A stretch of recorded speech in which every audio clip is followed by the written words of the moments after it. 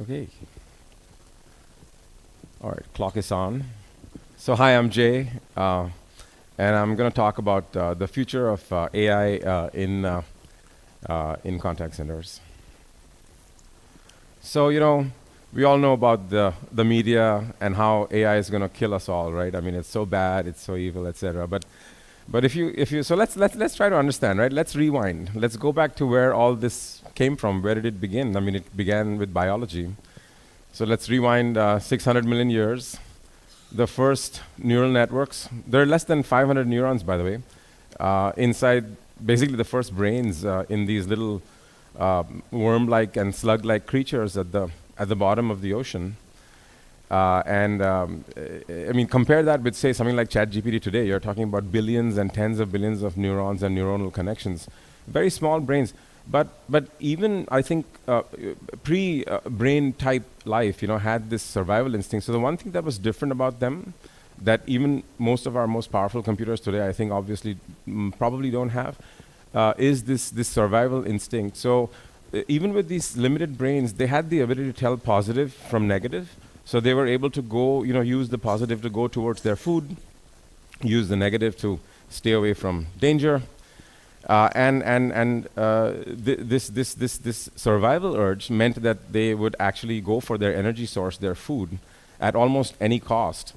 And that, I think, is a very interesting point, where although I'm not one of those subscribers, as you already heard, to the Arnold Schwarzenegger and Terminator is very entertaining, but I'm not sure that I believe in the Skynet vision that Skynet will come and enslave all of humanity. But I mean, as an engineer, if you were to ask me to design a computer, a neural network, which has its prime motivation, the ability to go after its electrical energy sources at almost any cost, I mean, I think that's a dangerous idea. I mean, it just seems like, why would you build something like that? I mean, at least in the context of business AI, it's not needed. It doesn't make any sense.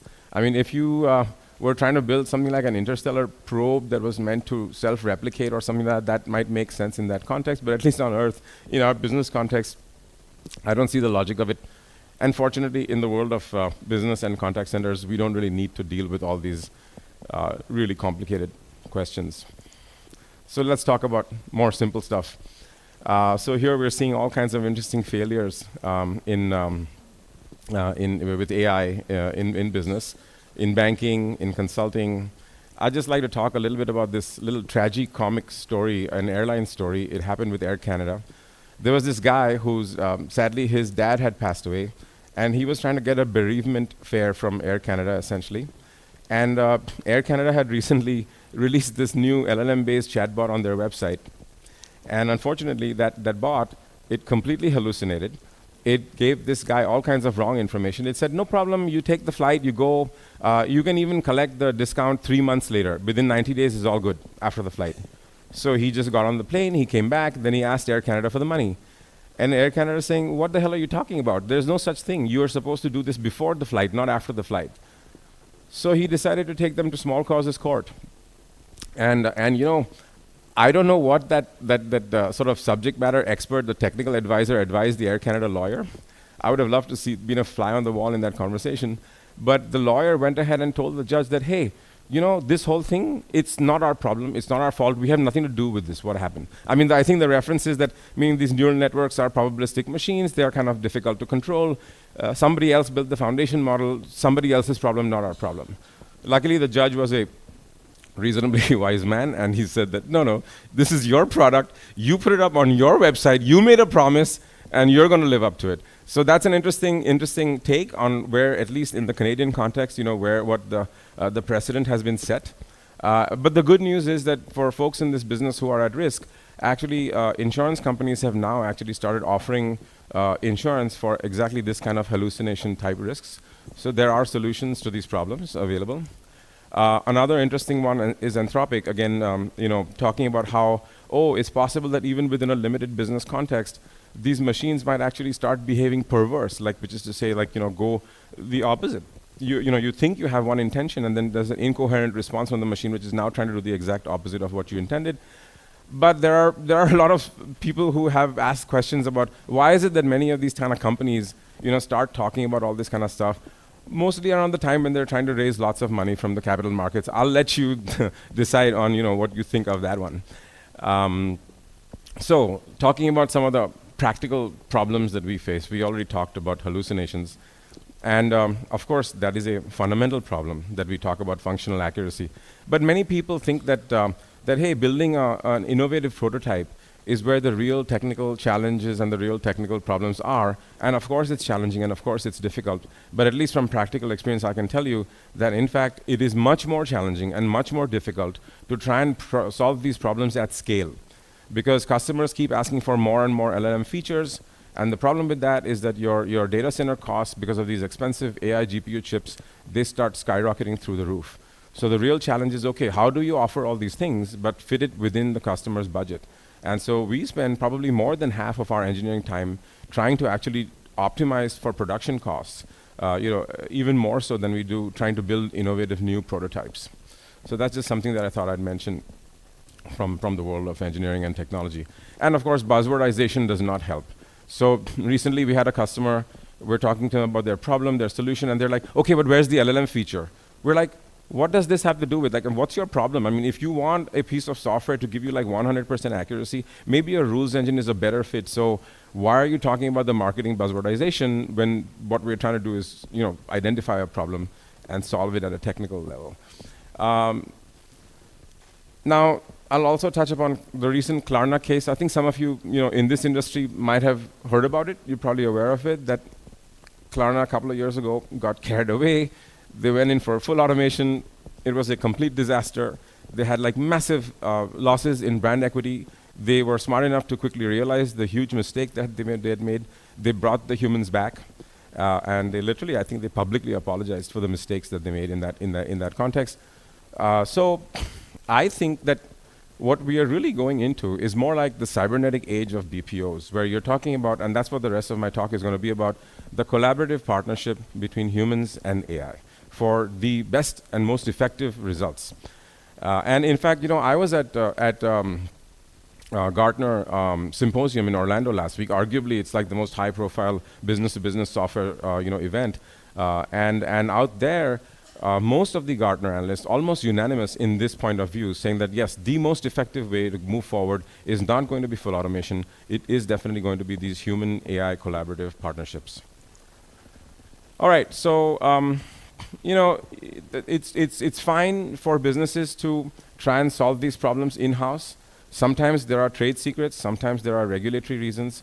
There are many good reasons why you might want to do it in-house. But by and large, the data shows, as you can see on this slide, that when you engage an external specialist vendor, their team has seen these same problems, dozens of times, maybe hundreds of times across many different customers.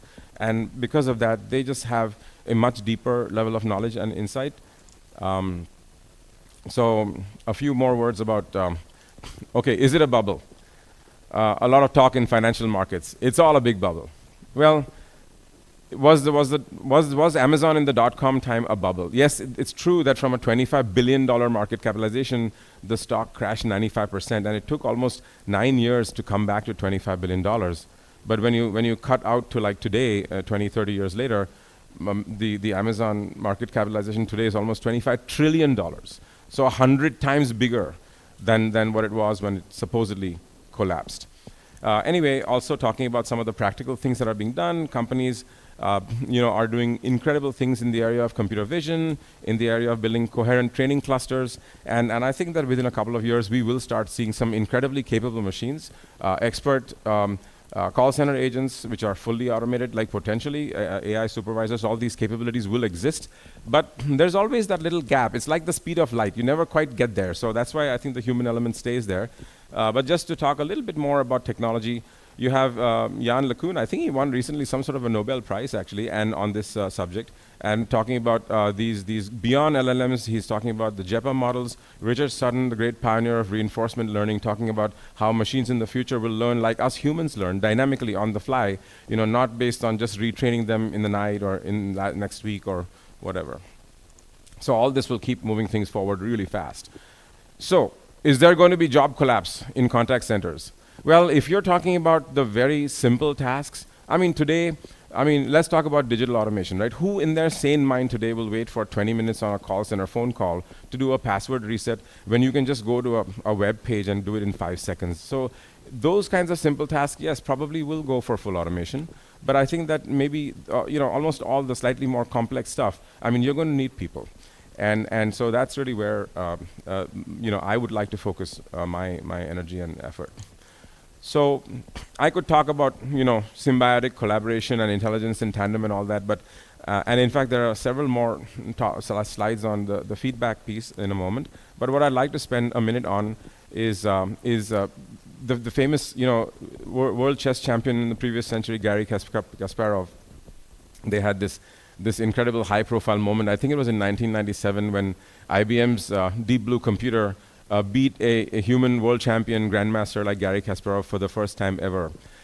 And at that moment, Kasparov made this incredible prediction. He never got a chance at the rematch that he asked for, but what he had said is that if IBM had simply given me a clone of Deep Blue to act as my assistant, then I would have consistently beaten the fully automated Deep Blue.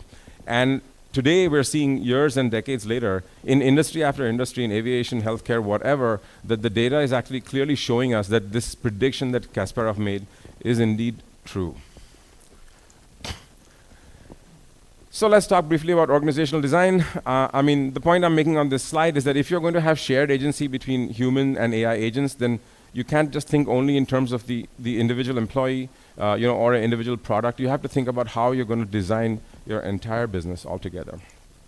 And today's problems, like the cost savings focus, I'm not going to name the Canadian bank that I'm about to talk about, but they don't have any shortage of money. But when I call their voice bot, I mean, you can make out that this machine has been designed exclusively for deflection rates, and it is designed exclusively to save them money, and they don't care at all about the customer experience. Why? Because when I say, okay, I'm frustrated, you're not helping me, can you please give me a human agent? And it'll respond by saying, oh, can I help you in this other way? And it'll keep doing this 2 or 3 times, and now I'm getting really pissed off. And so that is really bad customer experience, I mean, from my perspective. In this case, I'm not even talking as CEO as Yaktrack, I'm just saying as an individual consumer, I hate it. So just anyway, we have very limited, there's almost no personalization.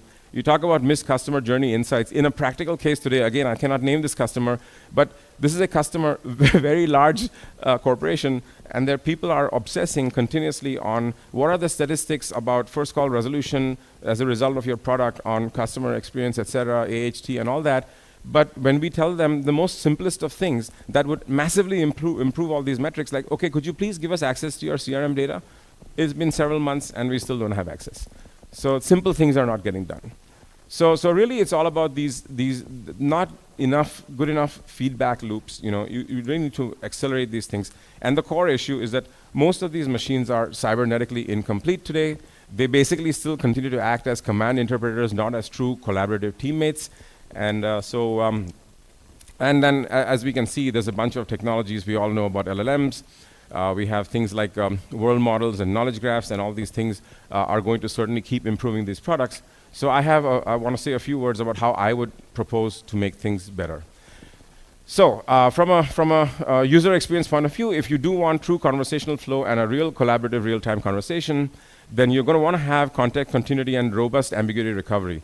Even when I use the best of products today, you name it, Grok, OpenAI products, whatever, Perplexity, they're all like, to be fair to these machines, even in human interaction, turn-taking is a difficult thing. Sometimes, people interrupt each other.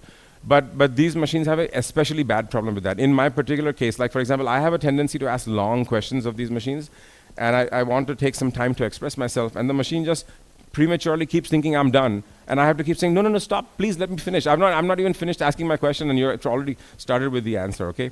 So with strong emotional modeling and empathy, once the machine is designed to actually understand how you're feeling, and immediately says, okay, I can see that you're frustrated, I'm going to immediately transfer you to a human agent. Like, you know what I mean? It doesn't mess with you in the way that these cost-saving machines are designed. So this, second last slide of mine, I just want to say that I want to borrow a line from a former American president. I think we have nothing to fear except the fear of AI itself. Because I think that the worst thing that a business can do to itself is not to allow this technology in and not to use it to its fullest potential. That is the surest way of losing the game. And so to close, this first bullet actually is a these are some future design ideas that I want to put forward. There probably will be many, many more. And the first bullet, these are ideas that actually I have talked about, many people talk about it, how imagine a 1,000 person call center, 1,000 agents. And all these agents now turn into supervisors, and they're supervising 10 fully automated bots. And so because it's such a small supervision team, they can actually very actively stay involved, and if something is going wrong, they can come in and they can fix the problem. So that could be one way to design things. It's not my favorite idea, maybe because if you look at the, and then by the way, on the second bullet, you can see as these machines keep improving, you will have probably multiple expert agents that can support the human. I'm talking about AI agents supporting the human agent in real time. You can have multiple machines like that trying to whisper in the ear and talk to the person, talk to the human agent. And as the machines become incredibly capable, and I think this third bullet is my favorite idea because I think it's my original idea. Just last week it was confirmed by a very senior Gartner analyst that he had never heard this idea before, and I've been talking about it for a while now, saying that once the machines become that capable, then why not allow them to join the conversation? It may actually be very helpful.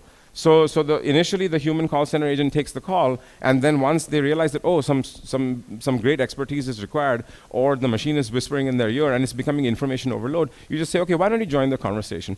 I mean, I can imagine some funny problems coming out of this in the future, where imagine a case where the consumer is saying things like, but your bot, your expert bot said I can have this thing. Why are you not giving it to me?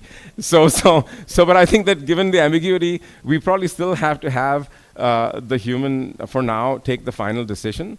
But maybe there could be ways of providing feedback to management where, and that's a funny thing where if the bot strongly disagrees and the human agent has the final decision, maybe the bot is allowed to complain to the manager and say, okay, look, I didn't agree with this, but you know, your guy or gal did it anyways. So yeah, anyway, that's my presentation. I got 3 minutes left. I think Raj said it was okay to take a question. If anybody has a question, happy to go for that. If not, I'm available later and tomorrow as well. And that's it. All right, thank you.